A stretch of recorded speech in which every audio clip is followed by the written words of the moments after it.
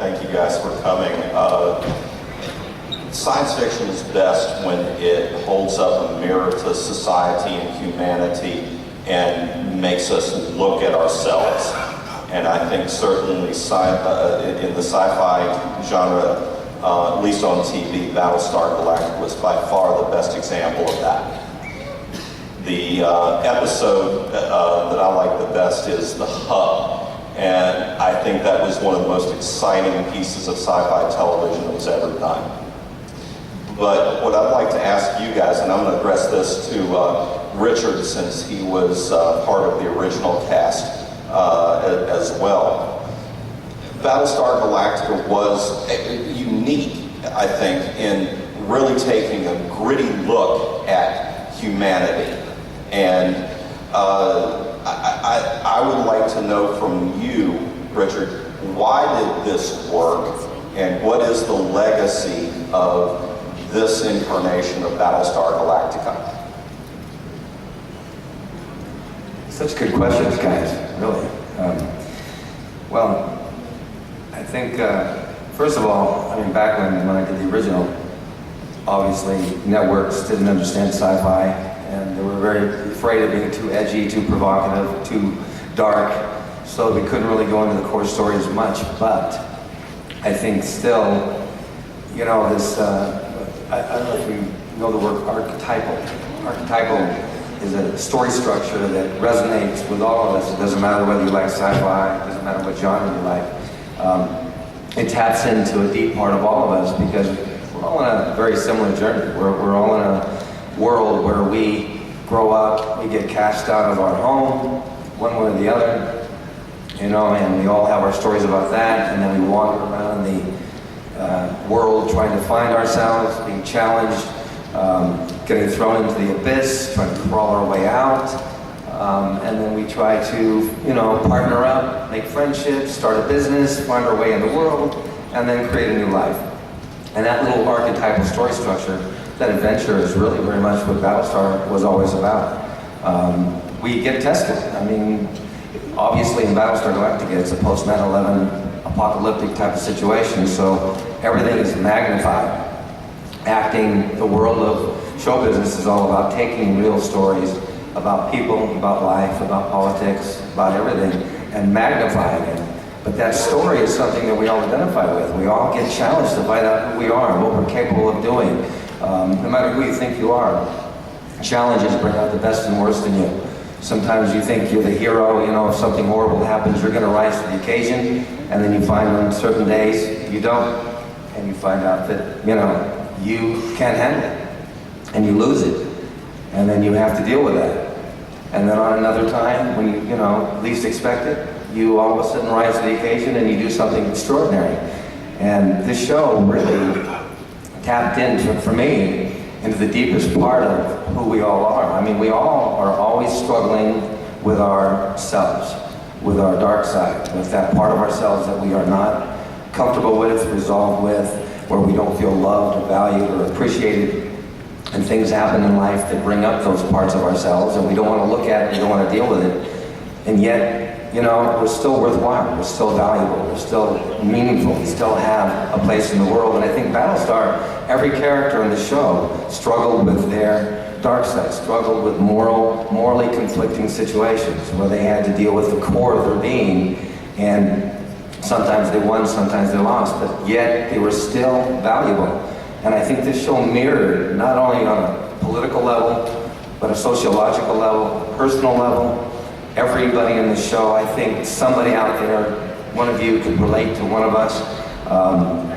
I certainly related to Tom Zarek because I thought, you know, my whole life I've been a revolutionary. I mean, I have always challenged the status quo because I couldn't understand why the world worked the way it did.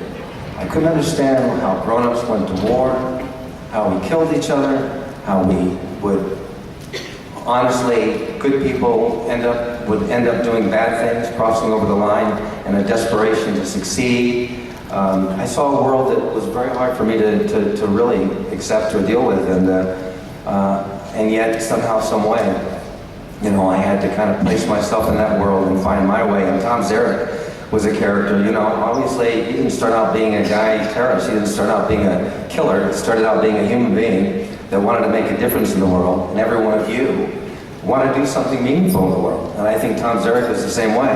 And yet he, very much like the prodigal son story, fell into the abyss, got disappointed, felt betrayed, stood up for what he believed in, trying to help other people, and lost faith in the powers that be, lost faith in the political process, lost faith in life.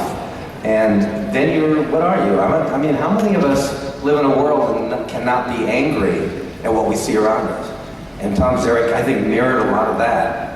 And yet he had to somehow, some way, not give in to that and just become this character that was acting out, trying to take his pain and dump it on everybody. I think what I loved about Tom Zarek was that he was always heroically trying to deal with his dark side. Sometimes he won, sometimes he lost, but he was trying to struggle through it to do something good. And I just think that what you learned about this show was, this is not about good guy, bad guy. We talked about that. We are all good people with good hearts who want to make a difference in the world, and yet we lose our way. But that doesn't mean we're not redeemable. Doesn't mean that we're not valuable. And I think this show kind of really mirrored into the world so many things that the world needs to see, because we're so quick to judge. We're so quick to make the other guy the bad guy. You know, you had to look, Ron Moore made you look from the Cylons' point of view back at humanity, and they were looking at us as the bad guy. We looked at them as the bad guy. Everybody looks at everybody else as the bad guy, and yet, you know, nobody thinks they're the bad guy. And in truth, they're not. We just have different opinions, different points of view, different ways of looking at life. But BattleStar really helped us look at the overview.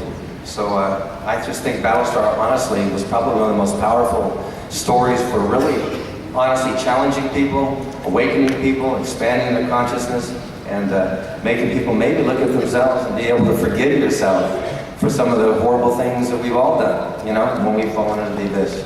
So I think beyond all of that, every one of us actors, for some reason, it's funny how we get roles that somehow challenge us on a personal level. Every role I've ever played touches some deep part of myself that I have not resolved. And BattleStar really forced me to look at parts of myself I didn't want to look at. And I found that this was more than just acting a role. It really was it was a healing journey. I mean, it was really a powerful journey for us as much as it was for all of you out there. So I think BattleStar, again, is just one of those kinds of shows, archetypal shows that resonated, touched people way beyond the sci-fi demographic, and will be touching people for eons to come. And I don't know why this story, I think it's such an extraordinary story, goes off, always to me, before its time. I think there's so many stories to tell, so many powerful character arcs, and so forth and so on. But I'm sure some way, somehow, there will be more. I even think that, I believe I heard this, and I can't confirm it. I believe Michael Taylor, I think they're writing another 2-hour, aren't they? Another 2-hour movie? I don't know if it's a film, but I know that there is talk about the Cylon Wars, and that's prior to 40 years before. I think Caprica is 57 years before. 51? Okay, 51 years. This is about 11 years later when the Cylon Wars began, and through the Cylon Wars when I'm like, 20, 19, 20, Colonel I, or just young kids, pilots. And it's in that realm. I think that's what's coming. They were also talking about, maybe you can confirm this, a web series dealing with the Dharma at a slightly older age than what he is in Caprica. Anybody hear that? Yeah, well, that's what I think the Cylon War is. Oh, that's what. Yeah, that's what it is. Okay. It's a Dharma at the age of 20, 19, 20, using the same kid that played us in the show.